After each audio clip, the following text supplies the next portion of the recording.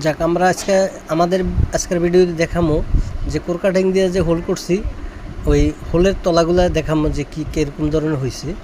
তো যাক আমাদের এই যে কোর কাটিং মেশিন দিয়ে হোল করছিলাম, তো এই হোলের এই যে নিচি দিয়ে ছাদের মনে করেন যে কোনো তলাদড়ি পড়ে নাই এবং কিংবা চকদড়ি পড়ে নাই, যে যেরকম আছে এরকমই পাইপের মাপে মাপে হোল হয়েছে এবং আপনার পাইপের মাপে মাপে হলে রড টড শুদ্ধাই একসাথে কোর কাটিং মেশিনে কাটি নেওয়াইছে।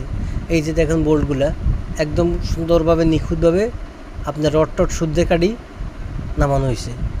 এতে কোনো ছাদেরও কোনো ক্ষয়ক্ষতি হয় নাই এবং এই পরবর্তীতে তলা বেশি ধরানো লাগতো না, নিচে দিয়ে হালকা পাতলা উপর থেকে হালকা পাতলা ডালাই দিলে হবে, আর তেমন বেশি কাজ নাই। আর নিচে দিয়ে হালকা একটু রশি বান্ধি দিই, হালকা একটু প্লাস্টার করে দিলে সামান্য।